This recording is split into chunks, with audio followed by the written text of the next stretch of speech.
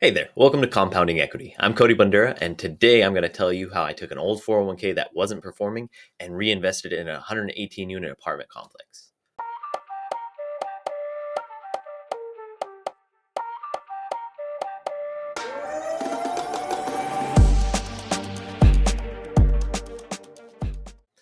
But first, a little bit of backstory. I had a few different jobs in my past that actually matched my 401k contributions. They matched up to a certain percentage. I think it was about 5% roughly that they would match up to. And so whatever they would match to is what I put in. All right. And I really suggest anybody who has a job that matches 401k, definitely do it because it's basically free money. They're doubling the money that you're putting in. It's an extra pay raise without any extra work. And then I became self-employed. And then I started working with a different company that didn't have a 401k matching program. And so I kind of left that 401k behind, didn't think much of it. And checking back in on it, I had lost about 20% loss on something like a 401k or anything that's your money, right, is terrible. You don't want to see that, right? So I was frustrated. I gave them a call right away. It was with like Fidelity or one of those types of 401k companies. Gave them a call and said, hey, I want to move. I want to liquidate my money, and they warned me about what that really looks like, and kind of painted that picture for me, right? And it was going to be about a 60% loss by the end of everything said and done, because not only would it be like 50% in taxes and penalties, but also go into a different tax bracket for that year for your income. And so you get hit with almost another 10%. Really bad situation there. I don't suggest anybody just liquidate their 401k unless you really had to. Okay, fine. Put it in something safe. So I had them put it in something like a bond or something that wasn't going to grow very quickly, but it wasn't going to lose money, right? Had them put it into that, and all right, now I'm on the hunt, right? I got to find some other way to invest that money. I started to look for something else.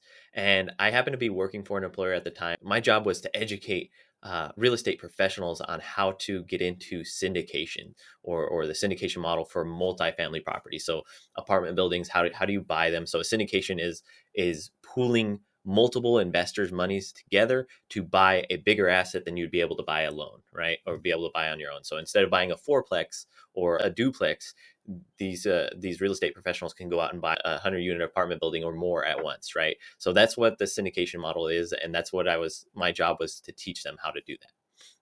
And so, great, that's a great job, but on the other side, I still felt like it was for the elites. Which most people just think of that as something for the elites, and it's partly true because there's a lot of those deals you only can get into if you are an accredited investor. Okay. And Robert Kiyosaki, if you've ever read his book, Rich Dad, Poor Dad, he talks about this all day long, right? Getting out of that rat race and into being able to be an accredited investor gives you new options. What he doesn't talk about, though, in his book is the fact that there is a tax loophole that actually allows us, the regular people, to invest in these types of deals. Also, there's just a fewer amount of those deals out there. That's all. And so, great, I figured out that I could invest. But on the other hand, I didn't make enough money to do so, right? I'm the sole provider. I'm married. I have 3 kids, 3 under 3. We're not making that kind of money where I have that much extra to put in, $50,000 to put in, $100,000 to put into a deal like that. But I did have an old 401k. So come to find out, do some research. I'm able to take that 401k and get it transferred into a self-directed IRA, or solo 401k. And with that transfer, I can't do it myself. I can't just pull the money out, because if I do, then that's me in control of the money, and that's what, when you get hit with the tax hits and everything. But you can hire a company. There are a lot of custodians and different kinds of companies that are specialized to do that transfer. Actually, some white glove services that allow you to do that, and they make it so easy. So, and the cool part about it is it doesn't cost you money to do that transfer, because it does cost you, but it doesn't cost you out of pocket to do that transfer. It comes out of the 401k itself. The 401k can pay for its self-servicing. Okay, so very cool on that front. So I had the money transferred. As far as the next step goes, it's a lot more than I can explain on this video, but I'll have other videos to do that. But basically, had to get into my investment channels, had to get into my network and find a deal that actually made sense and invest. And I did. And so, great thing, we got 118 units going, and basically in the next 5 years or so, when they're ready to sell that property, then that money should double, right? And that's the way the syndication structure, multifamily syndication structure normally works, is you about double your money every 5 years, and you also get paid a dividends in between the time. Okay. And so I'm not going to take part in that dividends because that money will go straight back into my 401k. I can't take it out because it is 401k funds, but it will grow my 401k, and that money will start to compound.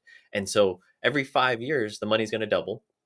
And as that money doubles every 5 years, I'm going to reinvest in multiple different deals so that I'm not just, I'm not just tied to one. Because syndications and multifamily structures, our apartment building complexes, are very safe bets as long as you have good operators or good managing partners managing those deals, and doing the oversight on them. They're very safe bets because everyone needs a place to live in good times and bad. In good times, you have kids moving out of their parents' homes. You no longer have 30-year-old kids living in their parents' house. They start to move away from home because they can afford to do so. Whereas when there's bad times, then people can't afford homes anymore, and they have to move into apartment buildings and everything else. So apartments are one of those things that's kind of risk averse, or good for good times and bad. Whatever the economy is doing, there's a place and a time for apartments. Okay. And so really like that asset. But cool part about those self-directed IRAs or solo 401ks is that you can invest in multiple types of assets. So you can invest in real estate, which is what I'm talking about, but you can also do crypto and gold and a few other things, right? Self-storage, right? A lot of different options. So it's nice because it's not your traditional form, but it's also nice because you actually get to see it. It's actually, most of these assets are tangible at that point, right? Whereas a investment in the stock market is not tangible. You can't see that asset. You can't touch and feel it. It's just up there. The numbers fluctuate, like it goes up and down. Okay. And so because of that, I really like these types of assets, and I want to just bring it to your attention that these are doable. These are things you can do. And if you put a plan in place, you can grow lasting wealth.